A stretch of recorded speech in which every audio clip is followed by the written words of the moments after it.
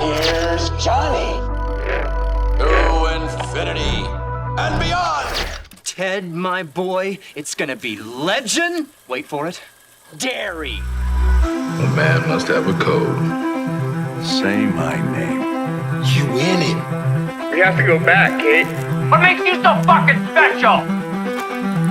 Dracarys.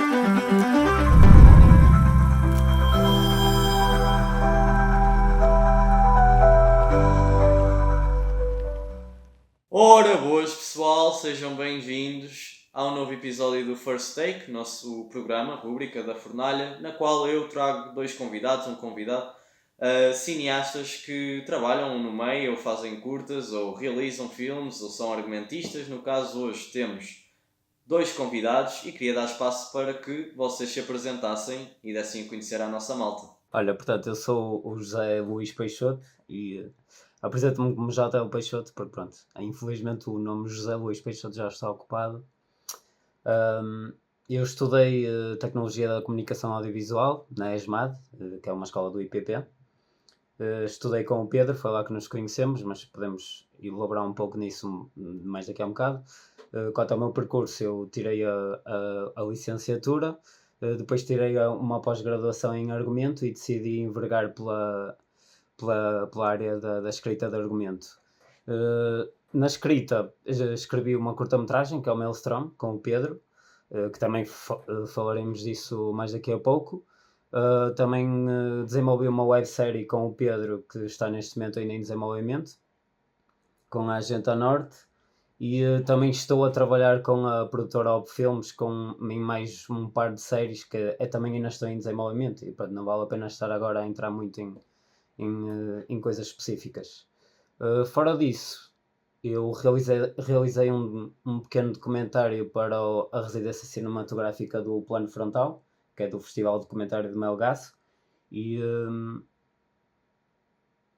penso que seja tudo. Mais tarde posso-me lembrar de alguma coisa, mas no geral é isso. Neste momento apresento-me como principalmente argumentista. Ótimo. Pedro, passo da batata. Pronto, olá a todos, o meu nome é Pedro M. Afonso, eu trabalho com o José, sou cineasta, sou realizador e editor. Como o José já disse, nós trabalhamos muitas vezes juntos, mas o nosso percurso, apesar de tudo, é um bocado diferente.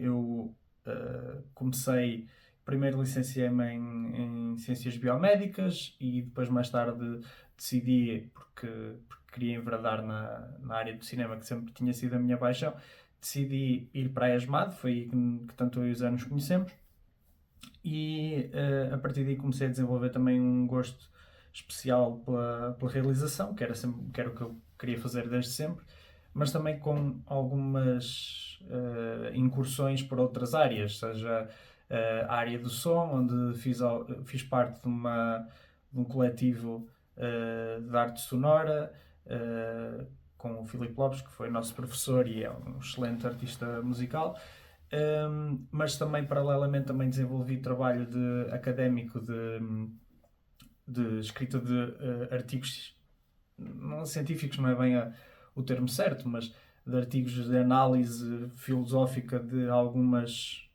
obras, do Fritz Lang, do Roy Anderson, e neste percurso paralelo depois acabei por chegar à realização propriamente dita, e foi aí na ESMAD que no final de 2019, para um filme que foi lançado em 2020, fiz o meu primeiro filme, que foi o Troca por Troca, que foi a minha primeira curta-metragem, que começou sendo um exercício de escola,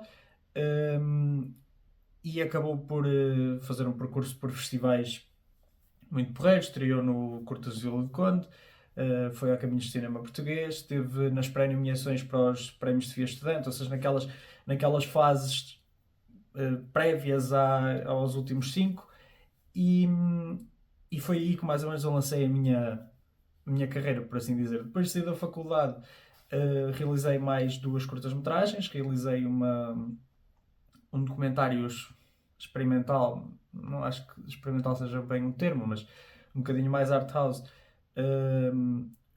em colaboração com a faculdade de Austin, no Texas, que era que se chama Exame de Si Mesmo, que era um estudo acerca do estudo em cadáveres por parte de alunos de medicina, e foi até agora o meu filme mais bem sucedido. Fez um percurso por festivais Oscar Qualifying, Goya Qualifying, ganhou um prémio no Cine Alfama de melhor filme português.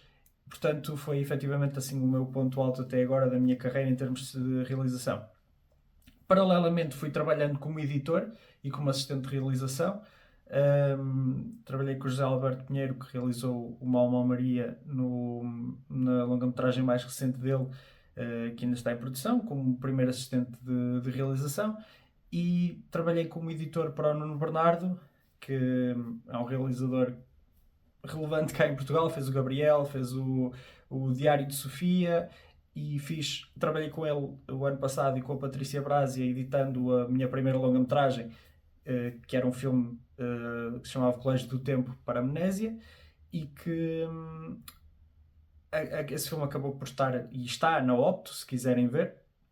Foi editado por mim, e estou agora a trabalhar numa série documental que está agora a ser lançada aos poucos, que se chama Música Periférica, que também é realizada pelo Nuno Bernardo, e é acerca de músicos que vivem na periferia e têm um trabalho musical diferente. E pronto, e chegamos aqui ao Maelstrom, que foi o Zé que escreveu o argumento maioritariamente com alguma ajuda minha, que foi o filme que vimos no fundo também falar um bocado, e que acabou por estrear no Motel X. E tenho, tal como o Zé, alguns projetos, tanto com a Op Filmes. Portanto, nós trabalhamos muito numa espécie de dynamic duo. Trabalhamos muito em conjunto. Então temos o projeto da Agente Norte, os projetos com a Op Filmes, e eu paralelamente ganhei uma bolsa de desenvolvimento de apoio à produção do ICA para a minha próxima curta-metragem, que vai ser rodada no próximo ano e que é produzida pela Optec Filmes. E pronto, desculpem, é assim um bocado mais... Não, força. É bom, as pessoas assim também ficam a conhecer melhor, não é? É bom ter a carreira extensa. Olha, eu gostava de começar por vos perguntar então, começo agora com o José. Como é que surgiu o interesse pelo cinema, não é? Tu és argumentista de curtas, tenho vi no teu website tens websérie, não sabes, longa-metragem, ou seja, passas um bocadinho por tudo o que é storytelling visual, mas como é que surgiu o gosto por isso, não é? Porque podias estar a escrever livros, podias estar a escrever peças, podias estar a escrever outra coisa qualquer. Como é que escreveu o interesse pela escrita também? É uma pergunta um bocado geral, mas como é que chegaste a esse ponto? Sem conseguir definir um ponto inicial específico, como muita gente, suponho, eu comecei como criança a ver filmes. Era um bocado o meu passatempo preferido. Quem gostasse de jogar à bola, quem gostasse de fazer coisas mais saudáveis, eu gostava do ecrã. E pronto, também tinha uma família que por acaso colecionava VHS, depois DVDs, e ajudava a que eu, nos meus tempos livres, me sentasse no sofá e visse filmes e gostava, às vezes até gostava de os rever até à exaustão. Isso, como tudo, simplesmente evoluiu para cada vez uma fome maior por ver mais e mais, e passou de simplesmente gostar de ver e de me sentir. Ou seja, quando eu estava sozinho em casa, às vezes, se calhar, ou quando não tinha mais nada para fazer, um filme era quase uma companhia, uma série.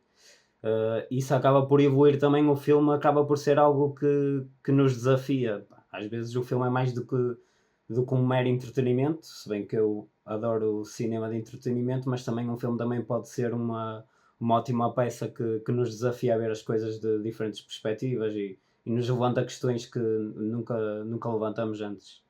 E pronto, eu acabei por ficar fascinado com o meio no geral, e acabei por quando acabou o 12º ano, eu estava bastante certo que era nessa área que eu queria trabalhar. Ainda não sabia que era a escrever, eu sabia que gostava de contar histórias, não sabia se era a escrever ou se era a realizar.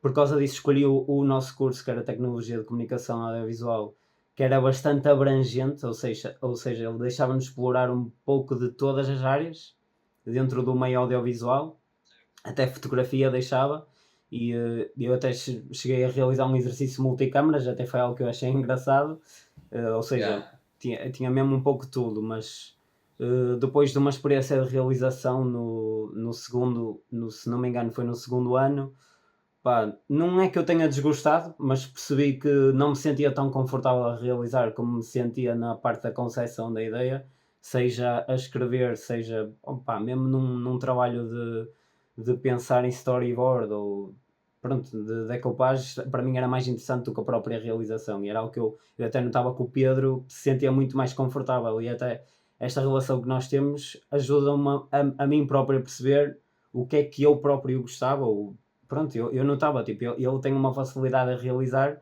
pá, mas eu pessoalmente sinto-me mais confortável a escrever, por exemplo, e se calhar é isto que eu quero seguir. Então foi algo que eu decidi experienciar com a pós-graduação, foi algo que eu explorei também autonomamente, e percebi sim, pá, gosto mesmo muito de escrever, sinto-me satisfeito quando escrevo algo, mostro a alguém, essa pessoa, pá, me dá um feedback, fica mesmo, isto é uma história interessante, e no fundo é isso que eu gosto de fazer, é de contar histórias interessantes. Ótimo. E tu, Pedro, como é que surgiu então este interesse? Também acabaram os dois por estudar audiovisual. Como é que surgiu então o amor pelo cinema? Assim, é um bocado. É uma coisa um bocadinho difícil de marcar o início, porque eu um bocado como é desde novo que via muitos filmes, era muito fã porque eu sou um bocado mais velho, portanto ainda apanhei a fase em que eu tinha consciência e via filmes ao sábado à tarde ou domingo à tarde, e de certa forma sempre houve uma grande vontade da minha parte em ver filmes, em ter esse envolvimento. Paralelamente, Nós na altura tínhamos o cinema a dar à tarde nos canais nacionais, agora exatamente, não temos tanto essa tradição, não é? Exatamente. E isso foi muito importante para a minha formação enquanto pessoa e também enquanto potencial realizador. Depois, paralelamente a isso, acabei por também me envolver muito na escrita, mais escrita literária, quando era mais novo, e acabei por me aperceber. Há um momento na minha vida em que eu consigo dizer que há um antes e um depois relativamente ao cinema. Isso eu consigo definir muito bem. Foi quando eu estava no 10º ano. Eu comecei a frequentar mais fóruns, como por exemplo o IMDb, na altura em que era um fórum, e eu lembro-me de ficar completamente fascinado com o plano das gêmeas do Shining. E eu acho que não é que esse seja o meu filme favorito, mas na altura eu recordo-me que esse plano em particular mexeu muito comigo, criou uma resposta emotiva muito forte, e eu senti que havia ali qualquer coisa que eu queria explorar. E então comecei a consumir muito, muito, muito cinema, e a consumir principalmente cinema de autor, que era uma coisa que eu nunca tinha feito até então. E efetivamente, ao longo dos anos seguintes, fui aproximando do cinema, mais daquilo que eu achava que, ok, é isto que eu quero fazer da minha vida, é realizar. Mas a minha vida acabou por tomar um caminho um bocadinho diferente, acabei por migrar para outras áreas, até porque lá está, viver do cinema em Portugal é muito difícil, e há sempre também um preconceito mais ou menos generalizado por parte das próprias famílias, que não querem propriamente que os filhos e os netos e os sobrinhos vão para uma arte, e eu acabei por tomar um caminho um bocadinho diferente e chegar mais tarde ao audiovisual. E acabou por ser bom, porque eu sinto que se tivesse ido com 18 anos para uma escola de cinema era absolutamente insuportável, porque eu teria tornado numa pessoa muito mais snob na forma de ver cinema, provavelmente teria outro tipo de gostos, e acabaria por, na minha opinião, ser um bocadinho contraproducente. E nesse aspecto foi bom ter entrado mais tarde, por muito que o caminho depois tenha sido mais difícil e mais complexo, foi bom ter efetivamente entrado mais tarde. E pronto, e também fui para audiovisual, porque acima de tudo, uma das coisas que eu pensei quando me estava a candidatar para faculdades era que eu criei um curso eminentemente técnico, com algum tipo de ligação ao cinema mais teórico, por uma questão muito simples, que é, como eu vinha de ciências, eu necessitava de ganhar as bases técnicas para poder lidar, por exemplo, isto sempre foi sempre foi a minha forma de pensar relativamente ao cinema. Portanto, eu acho que se eu queria fazer alguma coisa que fosse, que fosse próxima da realização, eu teria de saber do que é que estava a falar quando pedia determinadas coisas. E foi por isso que fui para um curso desse género e não me especializei necessariamente em realização. E a retrospectiva foi a decisão certa, porque neste momento estou a trabalhar como editor e, por exemplo, descobri uma nova forma de olhar para o cinema só a partir do processo de edição. Portanto, acho que foi mais ou menos isto.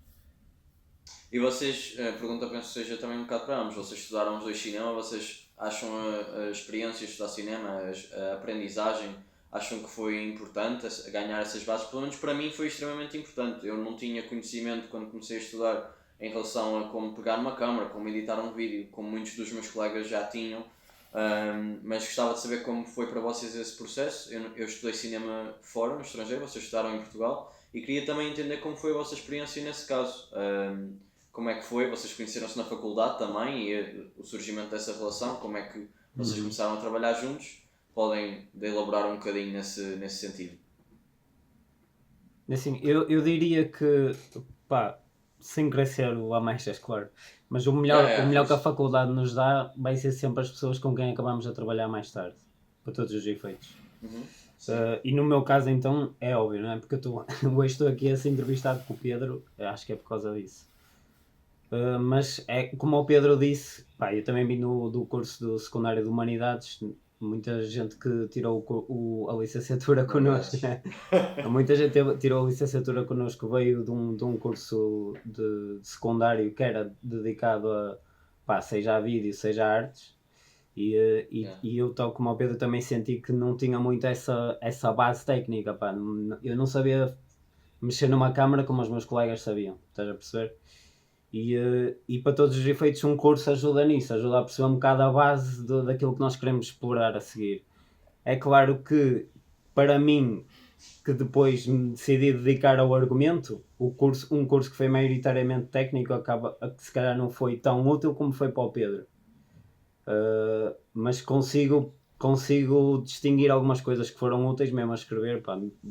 Nem que seja só perceber como é que o cinema funciona em Portugal, que é uma coisa que, pá, não há bem muitas fontes de conhecimento relativamente à indústria portuguesa, e o curso ajuda-nos sempre a ter alguns relatos de pessoas que, pronto, por elas já passaram e nos conseguem dizer um pouco mais.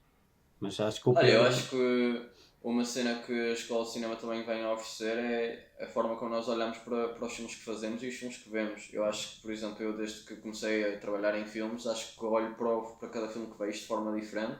E também cada perspectiva que cada pessoa que estuda connosco tem de cada filme que vê, eu acho interessante essa discussão também. Pronto, depois pode colaborar em projetos, não colaborar, mas acho sempre interessante essa abertura e essa quase pequena indústria do cinema que existe em cada universidade. Eu acho sempre muito interessante. Não sei quanto a ti, Pedro, o que é que achaste, como é que foi a tua experiência? Eu vou tentar medir bem as minhas palavras, porque eu no geral sou uma pessoa muito cínica relativamente a muitas coisas, e em particular ao processo de estudar cinema, porque eu vim de uma estrutura muito mais científica, onde havia outro tipo de organização e outro tipo de exigência. E isto é importante ser dito. Eu acho que, como o Zé diz, e eu acho que tem toda a razão, o que tu tiras da escola de cinema são as pessoas, são os amigos que tu fazes, são os professores que tu conheces, as oportunidades que surgem a partir daí, e obviamente que tu tens que pensar sempre numa coisa muito, muito simples, que é, quando tu estás a estudar cinema, tu tens um mindset que está focado em aprender a fazer determinadas coisas, que é muito mais difícil de fazer se ficares em casa um ano e disseres que vais aprender a editar. Ou seja, há um fio condutor que te permite dizer, vai por aqui, não vais por ali, etc, etc. Obviamente que depois também depende muito dos professores que tens e depende do caminho que eles te apontam. Nós tivemos professores muito bons, tivemos professores muito maus, como em todas as faculdades e como em todos os cursos. Portanto, isso não é... Eu acho que efetivamente o ir para uma escola de cinema é importante para nós nos conseguirmos capacitar do que é que existe, das pessoas que existem e o que é possível fazer. Mas acho que muitas das vezes nós também, principalmente cá em Portugal, não estamos preparados, enquanto indústria, porque não há indústria, para receber os frutos as fornadas de cineastas e de técnicos e de tudo, e de atores que surgem destas práticas que estão relacionadas com o cinema, com o teatro. Não temos uma indústria para fazer isso. Portanto, por um lado, sim, é bom. Por outro lado, é mau porque nós acreditamos que vamos... Se há cursos, é porque há uma indústria, ou porque há uma saída, ou porque há uma coisa. E não há. Não há. Ou pelo menos no Norte não há. E em Lisboa há, mas é diferente. Portanto, eu acho que isto é uma conversa, ou uma parte da conversa que pode ser tida mais à frente, mas que acho que tem a ver com a forma como nós pensamos o cinema em Portugal. Pegando na tua segunda parte da pergunta, que eu acho interessante, eu não sei se concordo necessariamente contigo com uma coisa, que é, obviamente que é bom nós ficarmos com uma ideia diferente de como é que os filmes se fazem. E obviamente que isto tem dois lados, que é, tu não consegues olhar nunca mais para um filme da mesma forma. E eu acho, e já tive esta conversa várias vezes com o Zé, para mim foi negativo, porque houve filmes que eu deixei de conseguir apreciar por causa disso. Se calhar sei lá, daqui há 10, 15 anos atrás eu conseguia ver um filme da Marvel e dizer tipo, ok, isto tipo, é entretenimento, funciona. Não é que nunca foi muito a minha cena, mas eu conseguia ver. Hoje em dia não consigo. Pronto, não consigo. Tem a ver com o meu gosto pessoal e com os erros que eu vou vendo e que me incomodam. Outra coisa que eu também acho que também temos algum problema cá em Portugal, mas tem a ver com uma cultura universitária que não sei se é igual no Reino Unido, mas que é uma cultura universitária muito própria nossa. E não foi só no cinema que senti isso, também senti isso muito na área das ciências, que é esta ideia da comunidade em que nós fazemos os filmes e que mostramos uns aos outros e partilhamos opiniões e partilhamos... Na teoria isso é assim, mas na prática não é. Porque na verdade a maior parte das vezes as pessoas, quando te perguntam alguma coisa sobre o seu filme, não querem que tu digas a verdade. Porque eu já tive vários casos de pessoas a pedirem-me opiniões e eu dou a minha opinião sincera e de repente as pessoas ficam chateadas comigo. Eu quero acreditar que não é pela minha forma de dizer a opinião, mas sim porque muitas vezes não é uma opinião positiva.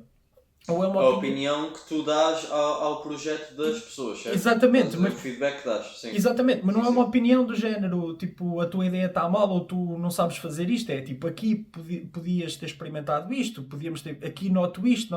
Isto aconteceu-me imensas vezes. Eu acho que também há uma espécie de caixa de eco que nós gostamos de construir à nossa volta para que as pessoas nos digam, tipo, olha, isto que tu fizeste é fixe, isto é bué fixe, gosto bem do teu trabalho. Eu costumo dizer que as primeiras pessoas em quem eu mostro o trabalho que eu faço normalmente são a minha namorada, aos meus amigos que não são da área e a amigos como o Zé e como outras pessoas que trabalham no Maelstrom, que são meus amigos pessoais e que eu sei que me vão dizer mesmo, olha, o que tu fizeste está bom ou está mau, porque isto já me aconteceu. E essas são as primeiras pessoas a quem eu mostro, porque depois tudo o resto também, repara, Portugal é tão pequeno que tu, se de repente dizes a um diretor de fotografia que tu não gostaste do trabalho dele, tu não sabes se amanhã não te vais cruzar com ele num set e de repente é uma situação complicada porque parece que não conseguem ver essa divisão. E não conseguem passar à frente disso, não é? Exatamente. De certa forma é ignorar, porque no final das contas poderia ser uma discussão fortuita em que nós, ok, tomamos conta desses apontamentos, podemos concordar ou discordar, mas não precisa de ser assim ficar a peito, não é? Eu acho que uma das coisas mais importantes que eu retirei da faculdade, na altura não tinha também, não estava habituado a que as pessoas me dessem feedback no meu trabalho como artista, e foi muito interessante ver as pessoas a literalmente dizerem, isto é uma bosta, estás a entender? Mas tipo, foi muito importante, porque de outra forma os meus trabalhos não melhoravam ponto final, porque eu ia ficar sempre a fazer a mesma coisa, não é? Portanto, sim, concordo, acho que essas cenas, infelizmente tenho pena que seja assim, mas é uma cena que deve ser feita para nós conseguirmos melhorar em projetos futuros, sem dúvida. E uma das coisas que eu gosto de fazer em relação a isso é ver projetos quase como uma ordem sequencial, sabes? Pelo menos na malta quando está a estudar na faculdade nós conseguimos, lá está, partilhar os nossos filmes e ver o filme do primeiro ano, segundo ano, terceiro ano, ver aquilo que melhoramos, às vezes aquilo que pioramos. E no teu caso, eu tive o prazer, tu enviaste-me 3 curtas, tive o prazer de ver o Troca por Troca, depois vi o To Examine Oneself, não é? E depois vi o Maelstrom, aliás, vi o Maelstrom primeiro, porque foi o primeiro filme que me enviaram. Sim. A Catarina, na altura, que trabalhou no Maelstrom convosco, enviou-me o filme. E para mim é engraçado, porque nós quando conversamos, nós falámos um bocadinho sobre a tua visão como realizador, no sentido de que aquilo que mais te aproximas como realizador ou não. Na altura também me disseste, penso, corrijo-me se estiver enganado, que o teu Examine Oneself está mais próximo àquilo que tu te identificas como realizador. Sim. Mas foi engraçado ver um projeto de um para o outro, começar ali naquilo que eu interpreto como uma espécie de sci-fi político, que é ali o Troca por Troca, sabes? E chegar a um documentário que eu achei bastante cativante, bastante macabro, no sentido de estás ali a examinar cadáveres, não é? Cadáveres reais, não é? De uma faculdade mesmo, de estudo, de anatomia. Sim. Eu achei extremamente interessante, uma perspectiva muito mais clínica, se é o termo correto, mesmo a nível visual e a nível de planos. Os planos são mais longos, são mais específicos, por assim dizer. E depois passas para o Maelstrom, que na minha opinião é tipo o completo oposto, estás a entender? É quase como eu parecia que estava mergulhado numa história portuguesa dirigida quase como pelo Nicholas Refn. Tinha ali um estilo de um Drive, estás a ver? Com os filmes B de terror dos anos 80. Acho que estava ali uma cena muito bem caracterizada, muito pulsante a nível de música, e queria entender como é que tu chegas de um ponto em que estás a fazer esse documentário, em que estás a fazer um filme como o Maelstrom, seja interesse em diferentes géneros ou interesse em simplesmente fazer uma coisa diferente. Antes de mais, obrigado, porque sinto-me elogiado pelas comparações que fizeste e fico contente que tenhas sentido também a evolução de uns projetos para os outros, porque isso para mim era muito importante. Uma coisa que eu acho que eu digo sempre relativamente ao Maelstrom é que, e na verdade em relação ao cinema de curtas-metragens no geral, eu acho que nós damos muita importância à curta-metragem em Portugal, porque essencialmente somos um país que tem pouco dinheiro para fazer longas-metragens, portanto as curtas-metragens ganham uma preponderância muito grande. Não tenho nada contra isso, eu gosto do formato de curtas-metragens, mas acho que o formato de curtas-metragens serve essencialmente para experimentar. E quando eu me propus a fazer um exercício inicial em que faço um sci-fi político, eu estou a experimentar com cinema clássico. E cinema clássico não é cinema clássico tipo pensar no John Ford ou pensar no Fritz Lang, não é nesse sentido, é pensar, ok, como é que eu vou contar uma história e vou de um ponto A até um ponto B sem nunca perder o espectador, usando cortes mais ou menos simples, coberturas de câmara A, B, geral, sempre muito dominar primeiro a língua para depois poder avançar e subverter a língua. Foi desde o início, foi o que eu queria com o Troca por Troca, e estou muito contente porque eu efetivamente aprendi muito com esse projeto.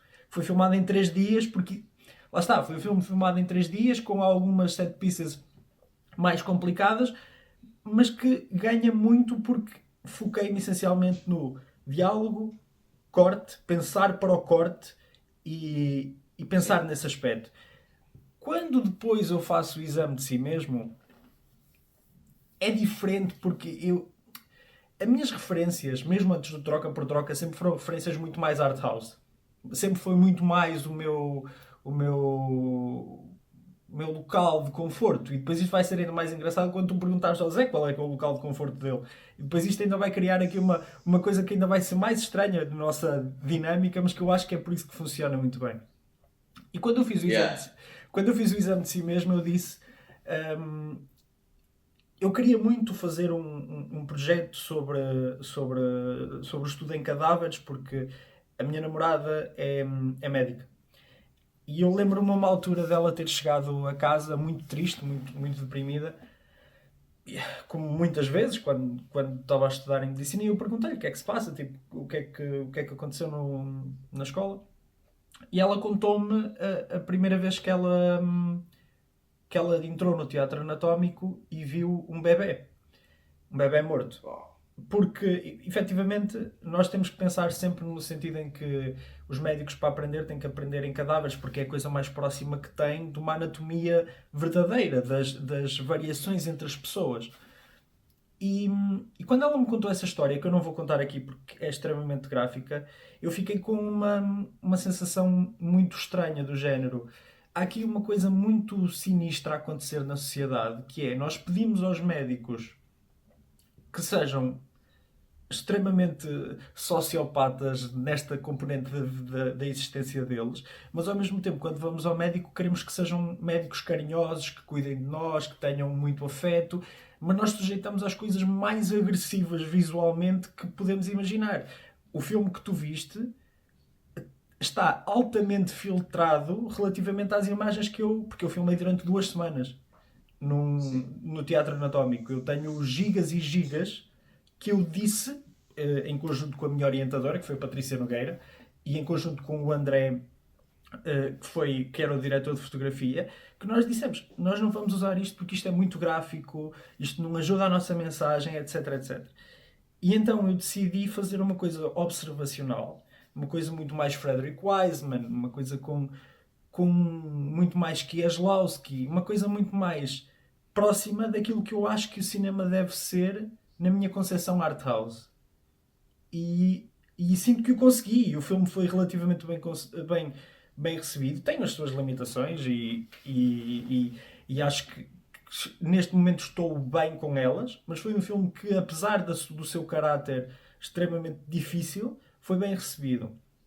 E quando eu chego ao Maelstrom, o que é que eu penso? Ok, eu já fiz uma curta-metragem em que eu aprendo as bases. Já fiz uma curta-metragem onde eu sacio a minha vontade quase art house.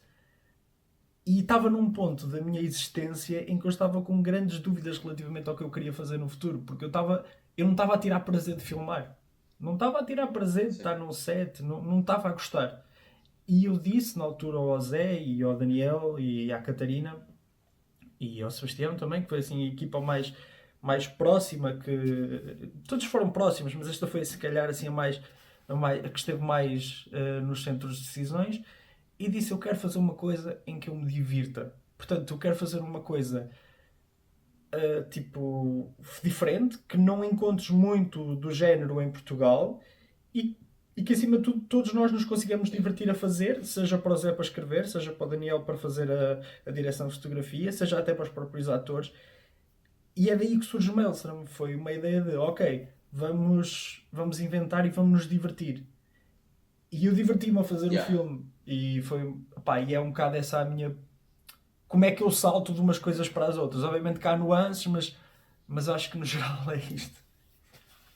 Não, sem dúvida, extremamente interessante. E é assim, vocês queriam fazer um filme diferente, um filme que te divertisses, e surgiu assim então um mote para tu, José, escreveres a ideia, ou já tinhas a ideia há algum tempo também? É assim,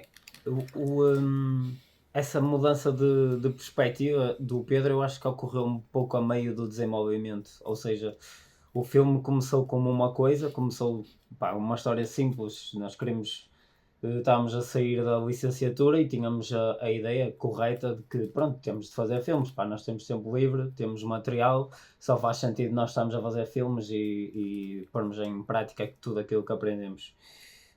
E nessa altura, todos nós começamos a fazer brainstorm de ideias. Eu tive esta ideia de um senhor que se cruzava com uma rapariga numa garagem e começava a existir uma atração do senhor e tínhamos essa ideia de que também queríamos fazer terror, mas era uma história ainda muito tradicional, no sentido em que tinha era quase uma fábula, estás a perceber? Era uma... Estou à procura de uma palavra que não me estou a lembrar. Mas se calhar não fábula... era ainda aquilo que... Sim. Final, Fábula é a melhor maneira de o descrever, acho. E acima de tudo tinha uma criatura envolvida, que era algo que eu pessoalmente gostava de explorar, porque pronto, faz parte das minhas inspirações, daquilo que gosto, e sei que o Pedro também tem, dentro daquilo que ele gosta, também tem muito do que ele gosta, também se cruza com aquilo que eu gosto, e exploramos um bocado essa cena de terror, de tentar fazermos uma criatura, tentar usar efeitos práticos, seria algo que seria interessante para os dois. À medida que o processo foi evoluindo, e é algo que também podemos descrever melhor, e o Pedro certamente poderá descrever melhor, mas posso dizer agora de forma abrangente que à medida que fomos evoluindo, fomos nos apercebendo um pouco também das nossas limitações, principalmente porque o Covid foi uma coisa que aconteceu Claro. e nos deu um dropkick mesmo na cara. E tivemos também nos a perceber um bocado das nossas limitações e também isto que o Pedro teve agora a descrever foi ele tentar perceber o que é que ele como realizador queria fazer e que tipo de abordagem é que ele, mais do que contar uma história tradicional, que era aquilo que queremos inicialmente, ele também queria se divertir e se calhar queria fugir um bocado à tradição e fazer algo mais divertido e mais também acho que veio um bocado dos filmes que estávamos a ver na altura, certamente por exemplo, os filmes do Panos Cosmatos, e o Pedro poderá também explicar melhor isso, mas foram uma grande referência. E nós a ver um filme como o Mandy, um gajo, apesar de ter temas sérios, nós podemos sentir que o Cosmatos certamente estava a adorar fazer o que estava a fazer. Eu estava a fazer algo que certamente é aquilo que ele gosta de fazer, porque é algo tão único. De várias maneiras era aquilo que nós gostávamos de fazer, era de fazer algo assim mais único, algo que nós nos divertíssemos genuinamente com o que estávamos a fazer. Então pegámos na história e decidimos ir por um lugar completamente diferente. A criatura, por exemplo, foi algo que nós mantivemos até às gravações, e nós gravámos uma criatura e mantivemos essa dinâmica, ainda no sentido de explorar, ainda se enquadrava na componente artística, tentar filmar uma criatura que estava escondida num canto escuro da garagem, tentar brincar com sombras, tentar criar um braço à criatura com efeitos práticos, foi tudo algo que tentamos. Algo que nós aprendemos, e foi a principal coisa que nós aprendemos com esta curta-metragem, foi aprender aquilo que nós acabamos por chamar de matar os nossos bebés.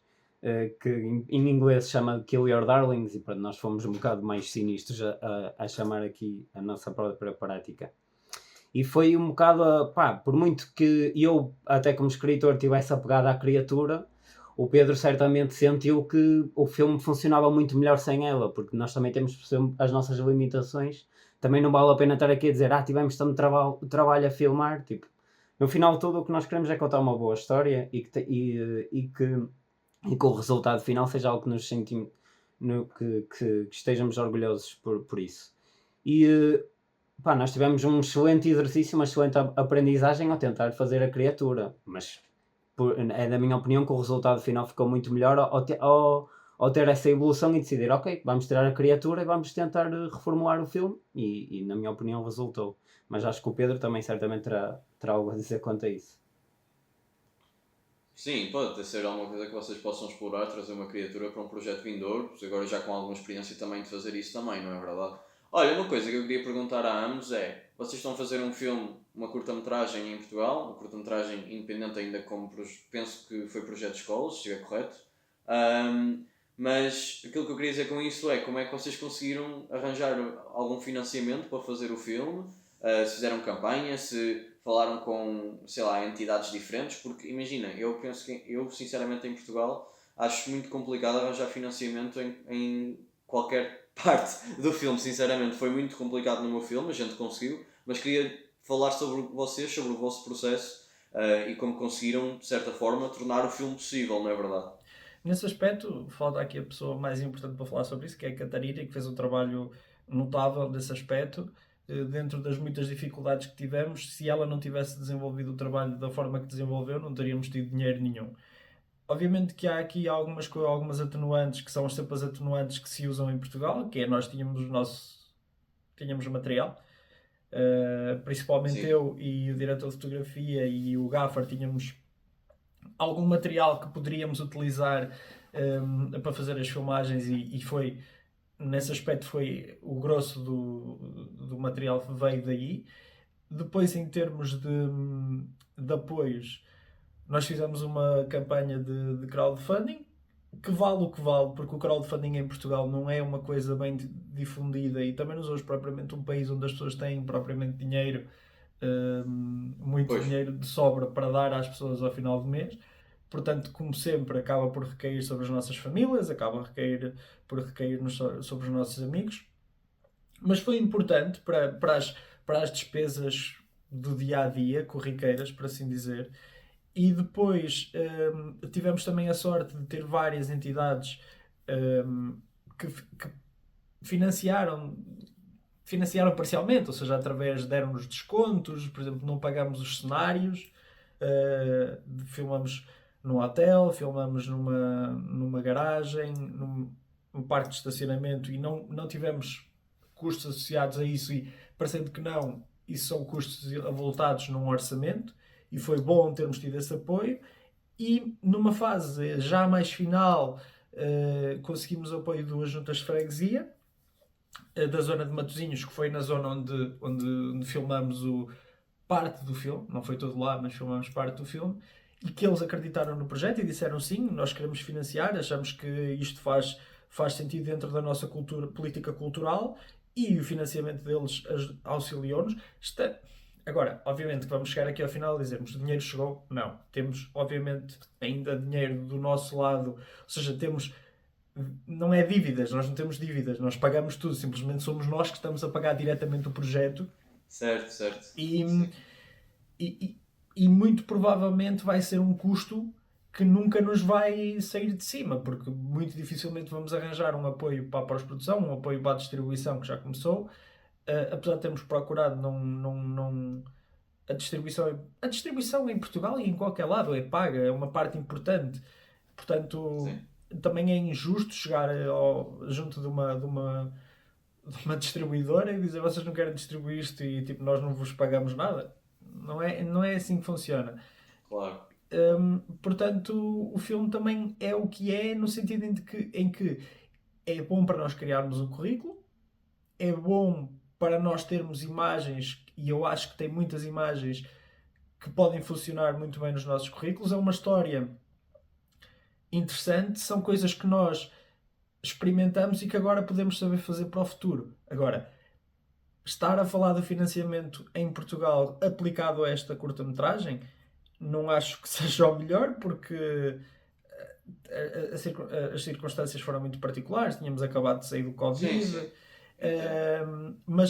Mas volto a dizer, eu acho que em Portugal há duas coisas. Por um lado, há dificuldade em encontrar os parceiros certos, às vezes por inação e às vezes por incapacidade de saber onde procurar, mas acho que falta essencialmente uma política coordenada a nível central que incite as empresas, por exemplo, ou as instituições privadas, como acontece muito fora de Portugal, a investir no cinema, seja através de incentivos fiscais, etc. Porque o Estado não pode arcar com as despesas de fazer os filmes todos. Não pode ser só o ICA a dar dinheiro, ou a GDA, ou a Gulbenkian, não pode, tem que haver outras fontes. Por exemplo, nesse aspecto, só aqui uma side note que eu acho interessante. E atenção, não estou aqui a fazer... Primeiro, não trabalhei nessa série. Segundo, não é que eu não tenho opinião acerca das pessoas que trabalharam nessa série. Não tenho opinião para partilhar. Que é a série do César Mourão, A Volto Já, que está disponível no Opto e que foi cofinanciada pela Staples. E nós ficamos todos muito... Exato, ficamos todos tipo, uau, a Staples cofinanciou. Exato, mas se calhar eles... Obviamente que é o César Mourão, é uma figura diferente, mas ele foi lá buscar os fundos, financiou a coisa e de repente tens uma entidade privada que se envolve na produção cinematográfica. E eu acho, apesar de ser profundamente de esquerda e acreditar no Estado, que no mercado livre neste aspecto tem tendência a ajudar à produção cinematográfica. Sim, sem dúvida. Olha, uma coisa que eu queria também elaborar, no sentido de vocês gravaram a curta, queria perguntar como é que correram as gravações, como é que foi o planeamento visual, vocês têm as vossas próprias referências, também gostava de falar tanto no processo de escrita como no processo visual e de realização. E uma coisa também para ti, Pedro, que eu reparei vendo o Troca por Troca e vendo o Maelstrom, é que trabalhaste com o mesmo ator para fazer o protagonista, que é o João Delgado Lourenço, se me lembro corretamente do nome. E gostava de perguntar também como é que é manter esta relação de filme para filme, personagens diferentes com o mesmo ator, como trabalhas como realizador com ele, e também para ti depois, José, o teu processo de escrita e referências. Eu e o João somos bons amigos. tornamos-nos amigos no troca por troca. Eu gosto muito de trabalhar com ele, uma pessoa muito acessível, uma pessoa muito... é boa pessoa. E eu valorizo muito as relações interpessoais e valorizo a ideia de manter não é que tenha que fazer um core, não é que eu tenha que fazer uma equipa e tenho que trabalhar com essa equipa. Não é isso. Mas gosto de trabalhar com as pessoas com quem eu me sinto bem a trabalhar. Sim. Nós fizemos castings e o João foi a pessoa que eu acreditei que... Aliás, o casting do João não foi muito bom e eu disse-lhe isso. Eu disse-lhe, tipo, olha, se fosse pelo teu casting eu não te tinha escolhido, mas eu sei o que é que tu consegues trazer e consegui ver coisas no teu casting que são melhores do que os outros. E então acabei por escolher. E foi interessante porque o João é uma pessoa acessível, gosta de indicações, gosta de pessoas que moldem o seu comportamento, que aliás, e isto dentro da experiência que eu tive e do que eu vou aprendendo, os atores gostam de ser orientados. Nós realizadores normalmente temos um bocado de medo de falar com os atores, seja porque eles efetivamente são as pessoas que se estão a expor à frente da câmara e é difícil e temos medo de estar a pedir demais ou o que quer que seja, mas os atores às vezes têm que ser, isto dito por atores, não sou eu que estou a dizer, isto dito por atores com quem eu me dou e trabalho, que é, às vezes é preciso tratá-los um bocadinho mais como os robôs, em que, faz menos isto, faz mais aquilo, dá-me menos disto. É engraçado que eu vi recentemente o behind the scenes do Social Network e o Fincher é exatamente assim. É tipo, o Jesse Eisenberg ainda não tinha acabado uma cena, ou ele diz, olha, tipo, menos aqui, e fazem a cena outra vez. E é tipo um cirurgião quase, não é? Yeah. O David Fincher. E a cena, não estou a comparar ao Fincher até porque eu não sou um cirurgião nesse aspecto. Eu gosto muito mais de olhar para a coisa geral e às vezes os pormenores, eu acho que às vezes te focas tanto nos pormenores que acaba por ser mais uma... Às vezes é demais e as pessoas não notam. Às vezes notam, outras pessoas não notam. E acho que às vezes pode ser um exercício vazio. Quando tens muito dinheiro, fixe. Quando não tens dinheiro, tipo, não podes fazer isso.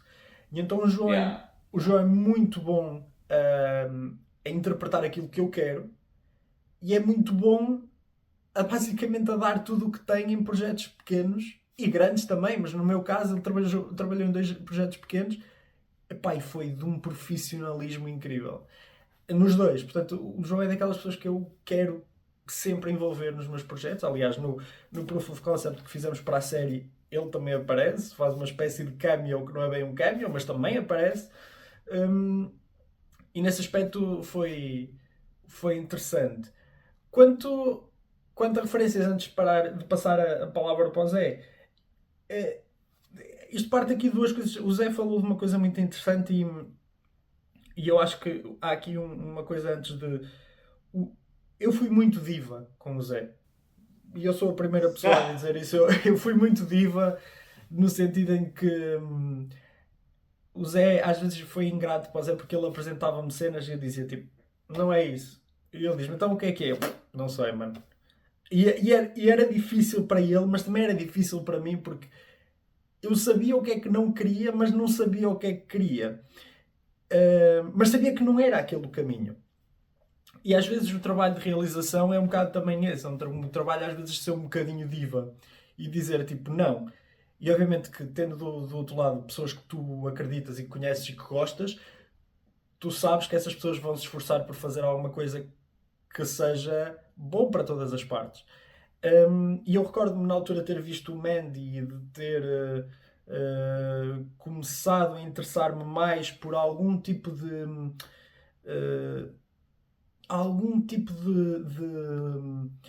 moda que estava a surgir na altura, que tinha a ver com os liminal spaces e os backrooms, e na base disto também na base deste projeto também estavam os SCPs, que é uma coisa que eu gosto muito, apesar da minha formação art house ou da minha inclinação art house. O SCP é tipo dos projetos mais incríveis que eu alguma vez vi de escrita. É o videojogo que tem cada monstro e depois o monstro aparece. Mas mas o videojogo é baseado num fórum da internet em que tu tens milhares de entradas escritas coletivamente a descrever determinados monstros e a determinadas ocorrências. Se tu procurares SCP Foundation, tu vais encontrar um rabbit hole incrível de histórias absolutamente mirabolantes, coisas da maior criatividade possível. Portanto, havia da nossa parte uma ideia, ok, vamos fazer um SCP, vamos fazer uma coisa do género, e foi também nesse sentido que surge a criatura. Mas depois eu meio disse, não quero nada disso, e estava a ver os filmes do Refn, estava a ver os filmes do Cosmatos, e estava a pensar, eu quero cor, eu quero cenas, e dei essas referências, e de repente a coisa começou a funcionar. E agora acho que o Zé também consegue falar um bocadinho melhor de como é que foi esse processo de reescrita, e através também das referências que eu lhe fui dando. Sim, eu voltando um bocado à gênese do projeto, se calhar a concepção do projeto nasceu um bocado a olhar para outras curtas-metragens de terror que na altura estavam a ter sucesso, e notava-se um bocado de sucesso na simplificação de histórias, ou seja, tu olhavas para o sucesso que na altura parecia ser recente do Lights Out ou do Tuck Me In, se não me esqueço, e aquilo eram argumentos que quase deviam ter 2 páginas, estás a ver? E eram à volta de um medo muito específico que era retratado de forma muito rápida. E se calhar a primeira vez que esta história surgiu foi um bocado a ir por isso, ok? Vamos tentar só fazer algo de terror eficaz. Na altura fazia-nos sentido, depois pronto, veio aquela evolução que eu já descrevi há um bocado, e começaram a entrar influências que vinham desde os filmes do Cosmatos e até do Refn, e acima de tudo nós percebemos que estávamos a fazer uma espécie de fever dream, vamos lhe chamar, que explorava quase um espaço mental de alguém, mais do que uma situação real. Explorava algo que poderia muito facilmente a ser imaginado quase o tempo todo, e tentamos também procurar referências que se ligassem a essa parte essa parte de imaginar, essa parte de tentar filmar aquilo que um pensamento pode ser. E olhamos muito para os filmes do Satoshi Kon, que é o Perfect Blue, e o Paprika, por exemplo, a maneira como ele cola sonhos, principalmente a forma como eles se interligam em termos de transições, a maneira como uma cena flui para a outra de forma muito natural, tipo, tu não notas que há um corte, notas só que há só um fluir. E entendo agora aquela transição que existe no filme, não vou revelar aqui para não dar spoiler, mas existe uma transição com um estilo muito específico, mais ou menos a meio do filme. Sim. Que eu achei bastante interessante. Há imensas transições que o filme foi todo pensado da forma, ou seja, pensamos primeiro obviamente nas cenas individuais, mas depois pensamos intencionalmente na forma como poderemos transitar entre cenas para que não fosse só um corte natural e fosse uma transição motivada, uma transição interessante e uma transição que nos fizesse sentir que estávamos a ver quase uma progressão. É um sonho, quando nós nunca sabemos bem o que é que sonhamos, mas temos sempre uma memória vaga daquilo que sonhamos. E essa memória nunca é um conjunto de cenas, é quase um percorrer tipo por um corredor gigante onde acontecem várias coisas e nós nem sabemos bem onde é que um sonho começa e o outro sonho acaba. E foi um bocado por aí.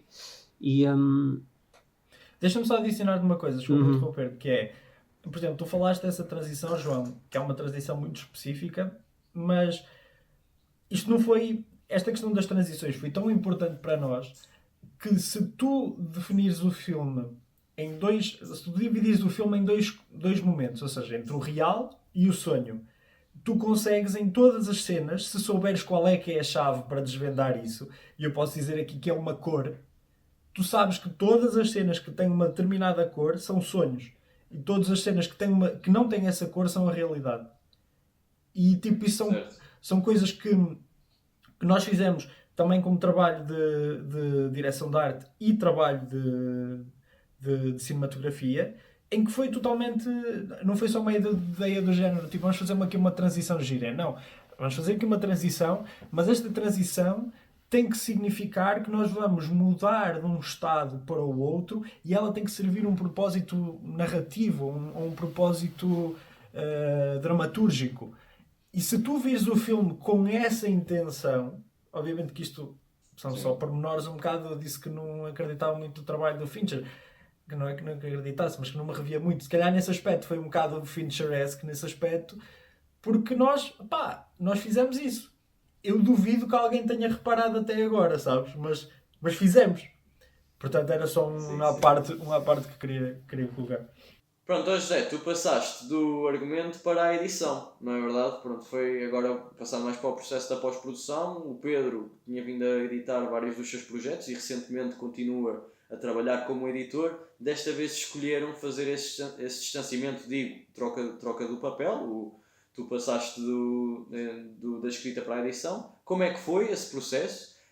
Já estavas a pensar na forma como editavas o filme quando o escreveste? Eu penso muitas vezes, quando nós fazemos estes filmes assim de forma mais independente, acho que acabamos por, pelo menos eu, acho que acabamos por planear um bocadinho as coisas dessa forma também.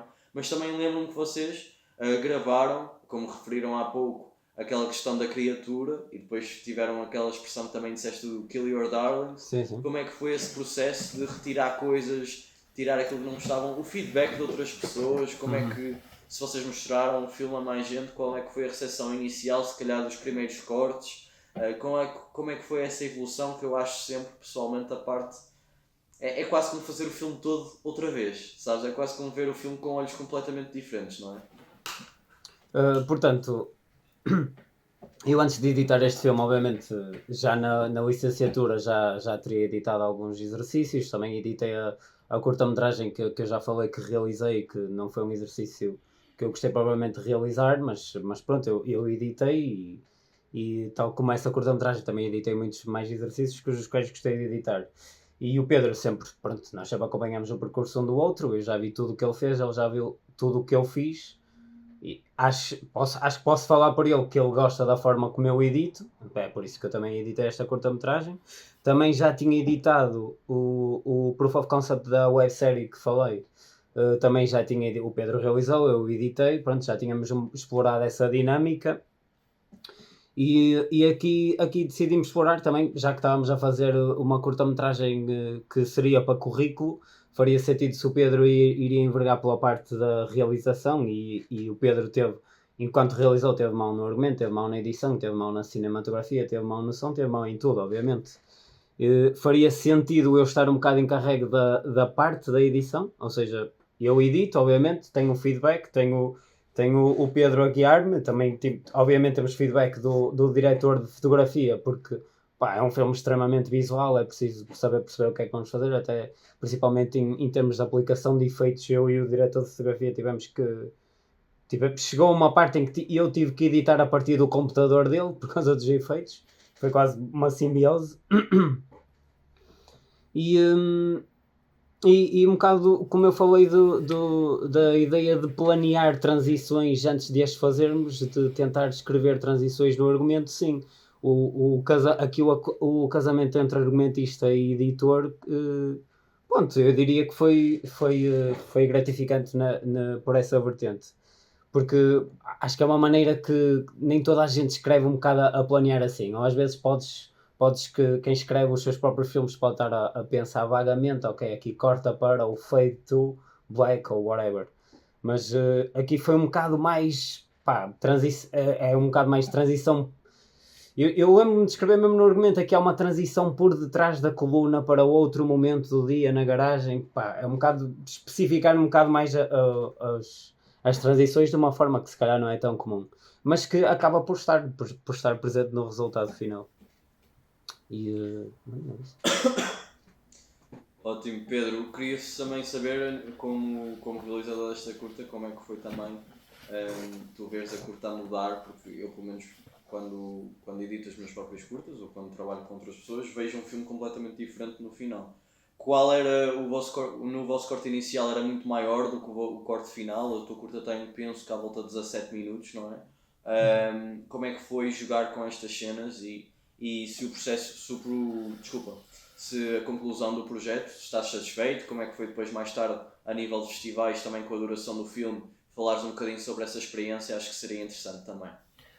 Assim, eu acho que a questão da experiência, e tu falaste bem da questão da experiência de edição, obviamente que entre os dois eu sou a pessoa que, até porque profissionalmente até acabo por trabalhar mais como editor nesta fase da minha vida, faria sentido ter sido eu a fazer a edição, mas eu acredito muito numa coisa, e as minhas experiências profissionais provaram isso ao longo da minha carreira, que é, nós temos uma determinada forma de falar cinema,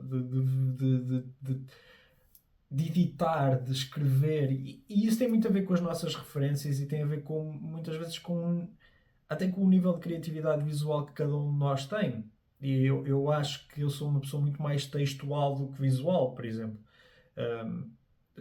E acho que consigo fazer bem o casamento entre o texto e a imagem. Eu, quando edito, normalmente crio guiões para me orientar o trabalho. Obviamente toda a gente faz isso, mas guiões no género, tipo, o que é que eu quero dizer com isto em termos gramaticais, em termos sintáticos. Sim, certo. Não tanto uma ideia de fluidez visual, porque isso também é importante, mas para mim não é o foco, estás a perceber? É tipo, sim, há realizadores cujo trabalho, há editores, cujo trabalho é todo baseado nesse tipo de flow, e isso há muito no YouTube, nas novas publicidades, que é tipo, vão num determinado flow, determinados cortes que nem fazem sentido, e que para mim, que sou uma pessoa muito mais tradicional e alternativa, gosto das coisas feitas com outro tipo de cuidado. Não é que as pessoas não tenham cuidado, mas quer dizer, o que é que tu cortares daqui para ali, qual é que é, e estás só a cortar no movimento, qual é que é o interesse?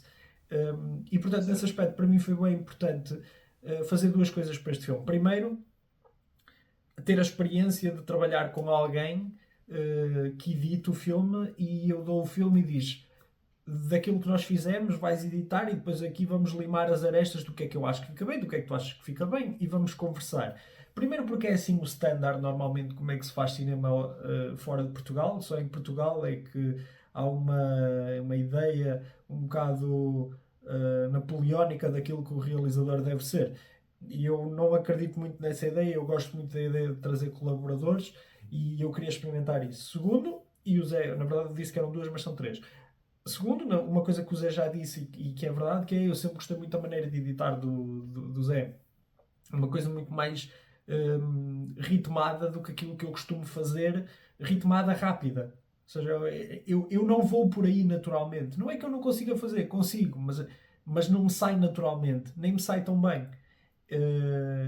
E então eu gosto de ver, se há coisa que eu adoro é ver o trabalho de outras pessoas bem editado, percebes? Tipo, é uma coisa que me inspira, é dizer, ok, tu fizeste isto, epá, está mesmo fixe, vou dissecar o que tu fizeste porque eu gostei mesmo do que tu fizeste. Isso era uma coisa que eu queria explorar. E outra coisa que também era importante para mim era que o filme foi muito difícil de filmar, o processo de produção foi difícil, eu estava muito desgastado, emocionalmente também, e tinha sido uma altura difícil na minha criação, na minha carreira. Estava a ser uma altura difícil porque tinha acabado de editar a longa-metragem, depois de sair da longa-metragem fui trabalhar, fomos fazer o PAS, estivemos no Proof of Concept, estivemos nessa concepção toda. De repente eu estava a fazer outros projetos porque precisava de ganhar dinheiro, não é? Porque era a vida. E de repente eu pensei, olha, isto é uma boa altura para eu não tenho cabeça para pegar neste projeto agora, não vou conseguir, e vou dar isto para outra pessoa experimentar. E nesse aspecto baseei-me um bocado, obviamente com as devidas comparações e com a devida humildade, tanto para mim e para o Zé, naquilo que o Coppola fez com o Walter Murch no Conversation, que foi tipo, pá, eu não tenho tempo, faz. E depois logo se vê. Porque foi isso que aconteceu, se vires, e o Murch acabou por fazer um dos filmes mais bem editados de todos os tempos. Se não o melhor. Ele escreveu um livro chamado In the Blink of an Eye, que relata aqui bastante atrás. É um excelente livro, e ele retrata um bocado também essa experiência do The Conversation. Acho extremamente interessante. Sim, é um livro essencial que eu tenho aqui na minha estante, que é essencial, e lá está. Isso para mim foi importante, e foi bom eu ver o filme de fora, porque eu finalmente consegui ter uma posição crítica e dizer, olha, vamos por aqui. E o Zé dizia, mas não dá. E eu digo-te, dá, vai por aí. Porque nós às vezes estamos tão presos na nossa visão de como é que se faz um filme e na nossa visão de qual é que é o filme, que não somos capazes de ir para além disso. E ter essa... Atenção, mais uma vez, o Zé sofreu muito no processo de edição, porque eu dizia-lhe, olha, tirei isto. E depois, passado uma semana, dizia-lhe, tipo, não, isto agora já não está a funcionar bem, coloca isto. Eu fui insuportável, percebes? Nós tivemos para aí, na boa, 30 versões, antes de termos um rough cut. O rough cut acabou com 35 minutos, 35 minutos, e a partir daí nós começamos a ficar assustados, porque nós pensámos, ok, o filme não resulta. Nós aí chegamos mesmo a um ponto de, tipo, ok, há aqui qualquer coisa que não está bem. Começamos a cortar, começamos a limar e de repente fomos mostrando sempre a pessoas de fora que nos foram dando as suas opiniões, e é engraçado que as pessoas com 22 minutos as pessoas estavam tipo, o filme está fixe, o filme funciona. Mas depois houve um professor nosso a quem nós mostramos o filme que nos deu uma dica que de repente nos pôs a pensar sobre o filme. E de repente, a partir dessa dica, começou a surgir a ideia do ok, vamos tirar a criatura. E tirando a criatura, de repente o filme passou para 18 minutos e ficou muito mais coeso. Ficou muito mais interessante, transformou-se noutra coisa que, tal como o projeto durante todo o seu percurso, porque isto é interessante porque foi mesmo assim, o projeto mesmo durante as rodagens ia mudando. Isto é um projeto verdadeiramente artístico no sentido em que nós íamos sempre mudando as coisas à medida que as coisas iam acontecendo. E as pessoas podem dizer, não, mas isso é má preparação, ou não, mas isso não é assim que se faz filmes. Porquê? Funcionou, tipo, nós estávamos contentes, fizemos alterações on the fly, muitas vezes on the go, funcionou. Às vezes não funcionava, outras vezes funcionava. As pessoas também têm que ter capacidade e têm que ter possibilidade de errar e de explorar on set.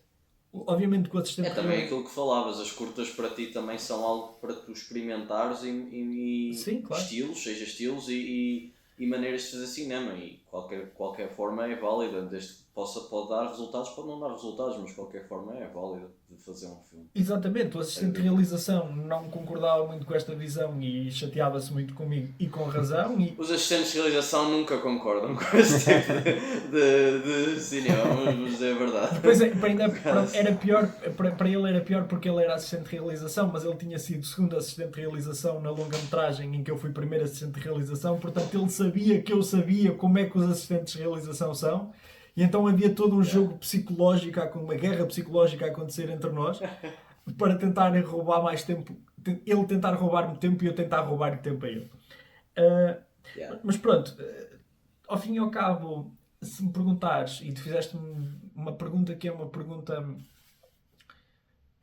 com rasteira para mim, sem tu saberes, que é se eu fiquei contente com o projeto. A resposta curta é sim. A resposta semi-curta é sim, mas. E a resposta longa é não. Ok. Há muitas coisas neste projeto, e por isso é que a resposta curta é sim, que foram insuportáveis e difíceis e um problema. E só o facto de nós termos acabado com um filme que eu estou orgulhoso, atenção, não me interpretes mal, eu estou orgulhoso deste projeto e estou muito contente por tê-lo feito. E portanto sim, estou feliz com ele, mas ao mesmo tempo sinto que devíamos ter cortado mais o filme. Isto é uma coisa que eu e o Zé já tivemos algumas conversas e que também se vai ligar à questão que tu perguntaste da distribuição. E obviamente que em retrospectiva eu penso, podia ter poupado imensos fins de semana de rodagens se eu tivesse experimentado menos ou se tivesse definido à partida que não ia ter a criatura, por exemplo. E nesse sentido eu sinto-me um bocado, tenho um sabor agridoce do género. Se eu pensar muito no assunto eu vou pensar, eu como realizador falhei porque eu devia ter previsto isto. Mas ao mesmo tempo não, eu acho que como realizador não falhei, porque realizar também é muitas vezes encontrar as soluções dentro disto. Portanto, é uma pergunta que tem rasteira porque depende dos dias em que me perguntas. Há dias em que eu estou muito contente de o ter feito, há dias em que eu não me posso ver à frente. No geral, o filme ter estreado no Motel X atesta à sua qualidade, na minha opinião. Sem dúvida. Portanto, não tenho nenhum tipo de problemas com a qualidade inerente que ele possa ter. tenho pena de não termos conseguido trazer o filme para baixo dos 15 minutos para o tornar mais distribuível, porque isso é um problema, porque de repente tu queres ir a mais festivais e o tempo é um problema, e ter mais de 18 minutos é um problema. Aliás, nós para o Motel X não fomos para a competição porque tínhamos mais de 15 minutos.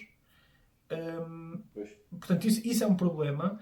E, por outro lado, como é um filme em que nós quebramos tantas coisas e inventamos tanto visualmente, em que exploramos coisas que não são tão tradicionais, que de repente torna-se um nicho, e isso também acaba por impactar o circuito de festivais. Mas acho que aqui também há um ponto que é importante mencionar, e isto vai para as pessoas que ouvirem o podcast e também estiverem desiludidos com o circuito dos festivais. O circuito dos festivais tem idiosincrasias. Cada festival tem uma determinada linguagem, tem uma determinada forma de estar, e quando isso acontece, tu tens que aceitar que o teu filme pode não se enquadrar naquele festival. E se o filme não se enquadra neste festival, mesmo que seja bom, ele não vai passar. E o problema não é o filme ser mau, o problema não é os programadores não gostarem do teu filme, é simplesmente que não se enquadra. E quando isso acontece, tu tens simplesmente que chegar a termos, e este é o processo mais difícil, que é sentir que as rejeições que tu levas enquanto realizador dos festivais não são um ataque à tua capacidade de ser realizador. São simplesmente um desencontro. Às vezes são um ataque porque às vezes podes ser mesmo mau realizador. Eu quero acreditar que não é o meu caso. Portanto, eu vivo nesta mentira que me ajuda a sobreviver diariamente. Não, então também podes dizer levado negas, mas também levaste acertos, sabes? Também estreaste no Motel X também, portanto também do que há para se orgulhar de onde não entraste, também há sítios onde podes tirar orgulho e chegar e teres levado o filme a certos lugares, portanto. Claro, mas tu sentes mais... Sim, é uma experiência de festival, sim, diz desculpa. Não, tranquilo, é que tu sentes sempre mais as negas do que os sims. Sim, é verdade, isso é verdade. Porque tu não entraste ali é porque tipo, mas tipo estreaste no Motel X e eu tipo, isso não presta para nada. E na minha cabeça imaginei racionalmente a dizer não presta para nada, quero lá saber do Motel X. Não, é aquele sim, mas que estavas a dizer há bocado, não é? Não, mas é estúpido, porque nós quando fizemos o filme nós dissemos o objetivo é estrear no Motel X, e de repente quando nós estreamos no Motel X e somos rejeitados num festival que não interessa a ninguém, é tipo, a sério, o filme é mesmo mau, meu, tipo, não acredito que eu fiz isto. É tipo, isto aconteceu um monte de vezes e vai continuar a acontecer. Portanto, eu não sei qual é que vai ser o percurso futuro do Maelstrom. Não estou preocupado com isso também. Estou feliz com aquilo que nós conseguimos fazer e é isso.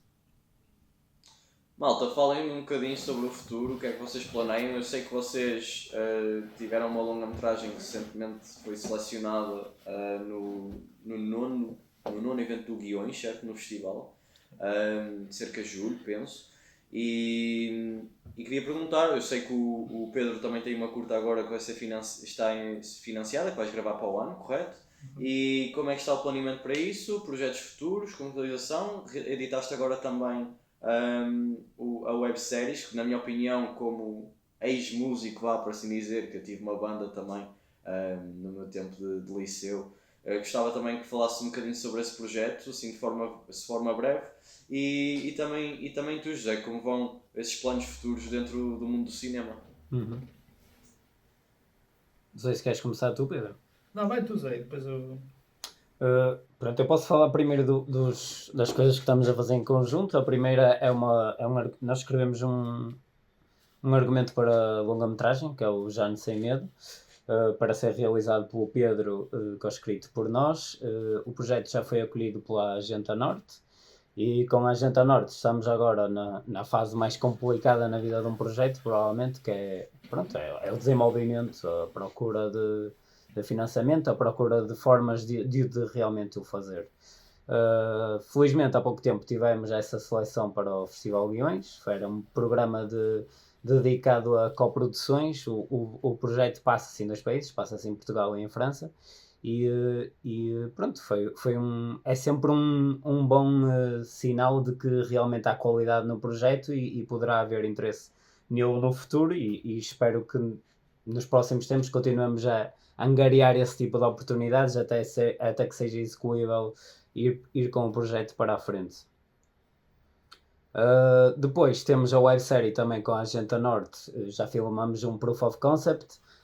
Eu de forma ainda muito vaga posso só dizer que nós filmamos o Proof of Concept um bocado com a ideia de ser uma série que pudesse ser submetida ao programa da RTP Play, que são séries dedicadas só para streaming, não só para passar mesmo no canal. Não foi algo que, infelizmente, não foi algo que se pôde concretizar, mas nós achamos que a série tem qualidade e a Agente Norte concorda, também é por isso que acolheu a série, digo eu, obviamente, e estamos à procura de outras formas de fazer e que outra vida é que podemos dar à série, que, na nossa opinião, se calhar até é melhor do que aquilo que nós inicialmente fizemos. Pronto.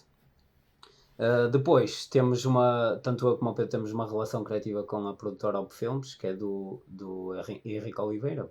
É um realizador, um argumentista, um produtor não só talentoso como eu diria que é relevante na nossa indústria. Ele ganhou há pouco tempo o Globo de Ouro para a melhor, eu não sei se é a melhor série ou minissérie, porque eu não sei bem em que é que a série se enquadra, mas eu penso que seja a minissérie. O Pedro também pode corrigir se eu estiver errado.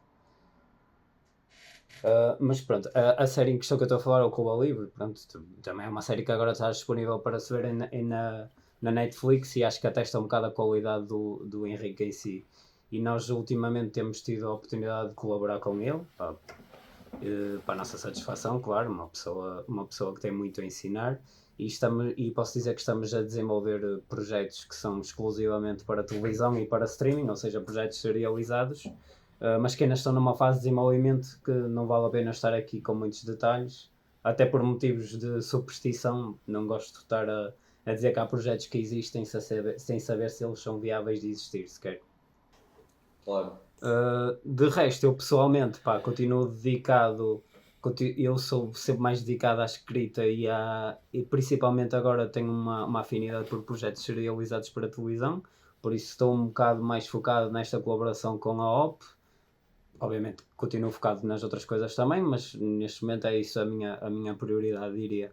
E também, se os projetos que eu tenho neste momento de isolamento não funcionarem, obviamente tenho que pensar em alternativas. É um bocado o meu mindset para o futuro neste momento. Mas pronto, agora passo a palavra ao Pedro também. Ótimo. Para além de tudo aquilo que o Zé já falou e que nós estamos em conjunto, a trabalhar em conjunto, e esta relação é muito simbiótica nesse aspecto e vai continuar a ser nos próximos anos, se tudo correr bem. Eu tenho, de facto, o próximo ano vai ser um ano importante para a definição da minha carreira enquanto realizador, porque vou filmar e terminar o filme que obtive apoio à produção, financiamento de apoio à produção no âmbito do concurso Novíssimos, do ICA, o que foi para mim a maior vitória enquanto realizador até agora, obviamente tirando as questões de festivais e tudo mais, mas foi mesmo muito bom. E nesse aspecto estou com uma produtora que eu admiro imenso, porque fizeram os filmes provavelmente do meu realizador português favorito, que é o Pedro Costa.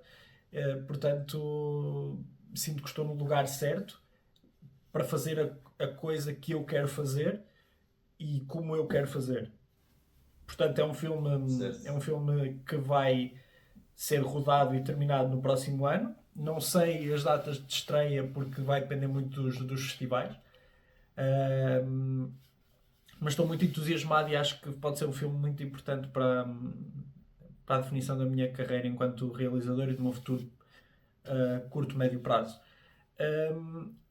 Isto em termos de realização, obviamente que tanto os projetos como do Jean Sem Medo e do Paz Limitada, estes dois projetos que o José falou e que estão em produção pela Agente Norte e em particular pela Marta Lima, que é uma das sócias fundadoras do projeto, são projetos que eu tenho muita afinidade e que eu acho que podem chegar a algum sítio.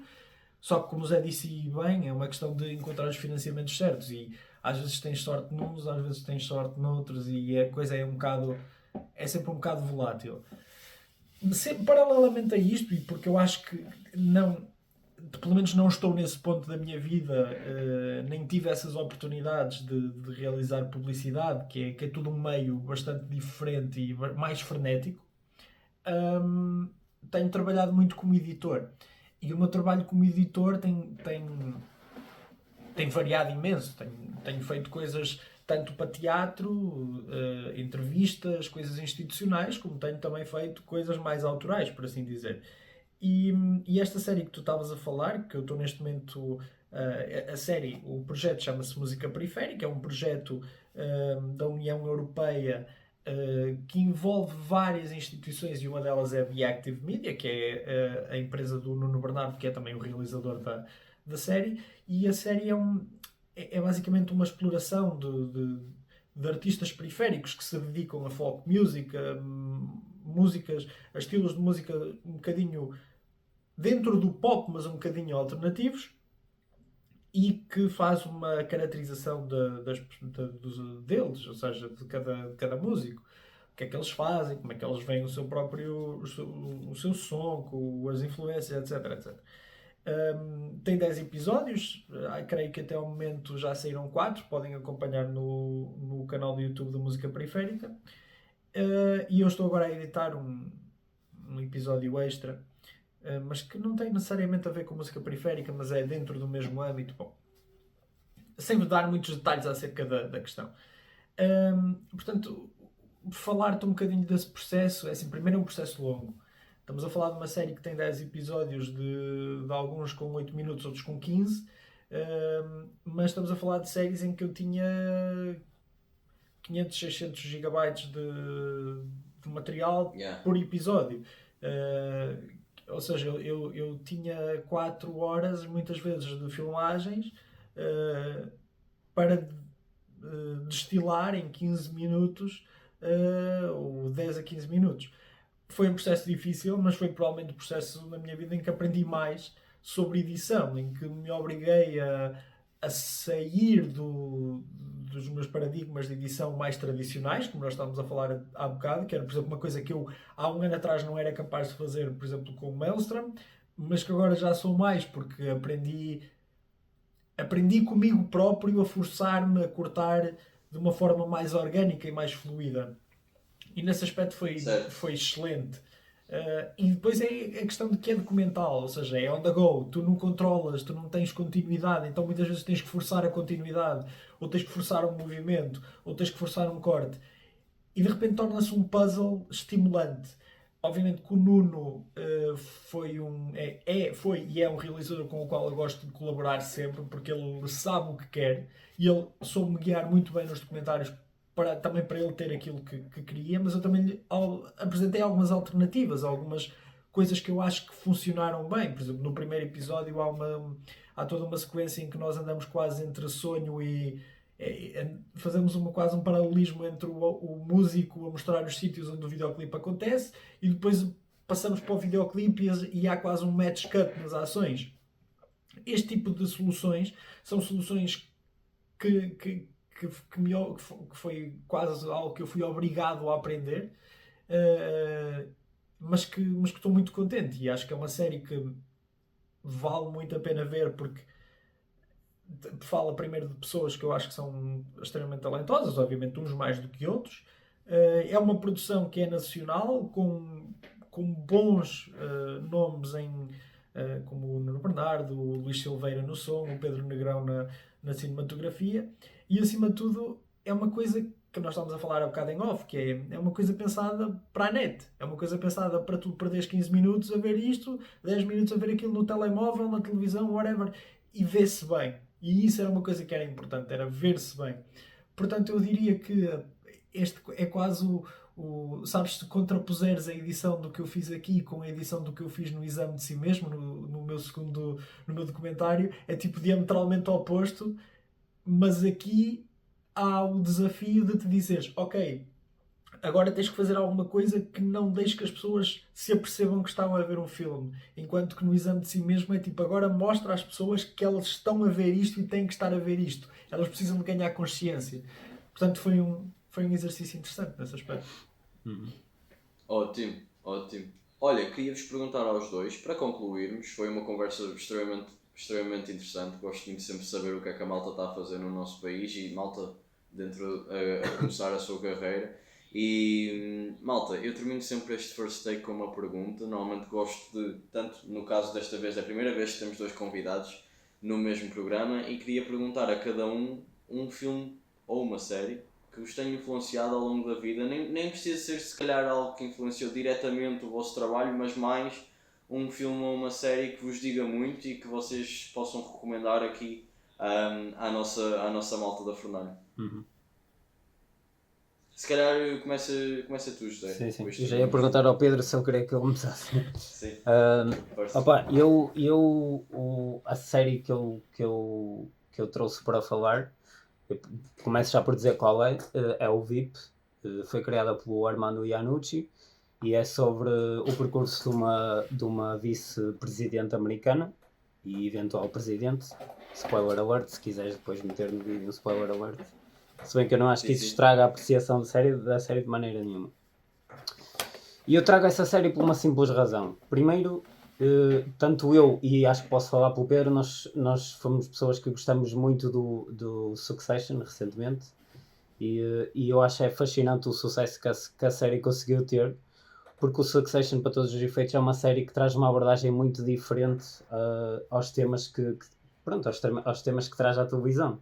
Ou seja, nós já vimos anti-heróis antes na televisão, já vimos vilões até, já vimos pessoas que são complexas, mas acho que é a primeira vez que o vemos de uma forma quase tão documental, freeform, aquele tipo de comédia, tragédia, mas tem ali uma coisa de improviso, uma coisa de uma câmara a acompanhá-los quase.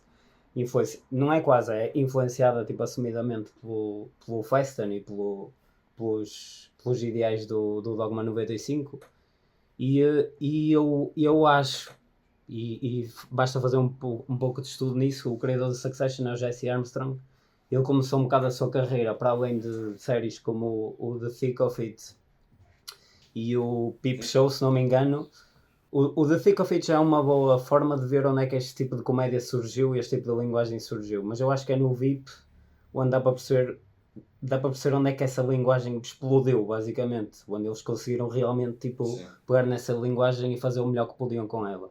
Não tanto o Jesse Armstrong, foi mais o Armando Iannucci, mas o Jesse Armstrong fez parte da equipa de escrita, e eu sinto que é sem dúvida essa escola do Iannucci que acaba por influenciar o desenvolvimento que depois levou o Armstrong a fazer o Succession. E é um tipo de comédia que é muito única, muito rápida, cortes muito rápidos, muito repentinos, a câmara não para, está sempre à procura de reações, temos um diálogo muito rápido, às vezes muito negro, muitos insultos, e o VIP é capaz de ter os insultos mais criativos que eu já ouvi na minha vida, logo a seguir ao Succession, e de certa forma, para mim, tanto do ponto de vista de escrita, como do ponto de vista de edição, o Pedro explicou um bocado como é que eu olho para a escrita, como é que eu olho para a edição. Sou uma pessoa que gosta de editar de forma mais ritmada, de forma mais rápida. É fácil ver como é que o VIP é fácil ser uma grande influência para alguém como eu, e acho que é uma série a estudar, tanto do ponto de vista de edição como do ponto de vista de escrita. E é isso. Ótimo, Pedro, passa a tua recomendação. Pronto, eu agora vou pegar num DVD, porque eu gosto de DVDs da minha coleção de DVD. E está aqui muito exposta no meu background de forma muito inocente. E eu tenho aqui um filme que não é necessariamente o meu preferido, mas é um filme que eu acho que é relevante hoje em dia. Eu não estou a ver a câmera, portanto eu espero que esteja a mostrar bem. E é este filme, é o Ódio, o La Haine, do Mathieu Kassovitz, que foi o filme de estreia dele, na verdade, e ganhou o prémio de melhor realizador em Cannes, em 95. Ou seja, temos uma pessoa com 27 anos, ganha o prémio de melhor realizador em Cannes com o primeiro filme que faz. pá, respeito e tipo, incrível.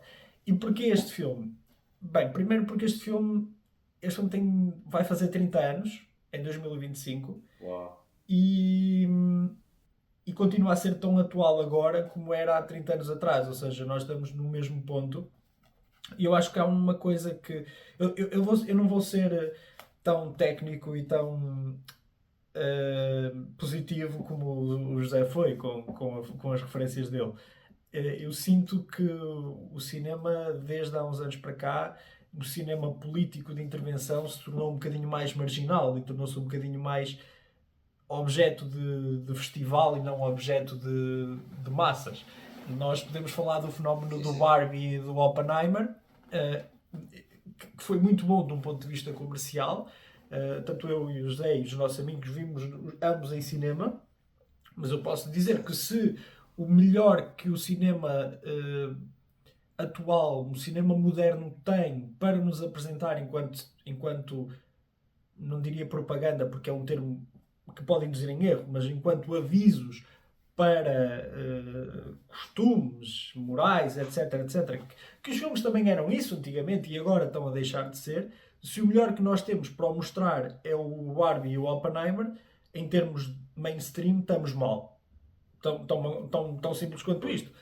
Portanto, o Line, ou o Ódio em português, é um filme que é relevante, é um filme que é muito importante para a história francesa do cinema e para muitos dos realizadores franceses atuais que beberam desta revolta que o Kassovitz conseguiu trazer, como por exemplo o Roman Gavras no filme Atena, ou o Ladjli nos Les Misérables, e no meu caso é só porque eu sinto que nós, principalmente em Portugal, estamos num ponto da nossa existência que é em que temos tantos problemas que parece-me estranho que o cinema de intervenção em Portugal, ou o cinema com mensagens políticas em Portugal, continua a ser tão, e principalmente porque somos um país de esquerda, que continua a ser tão objeto de minorias e tão objeto apenas de festivais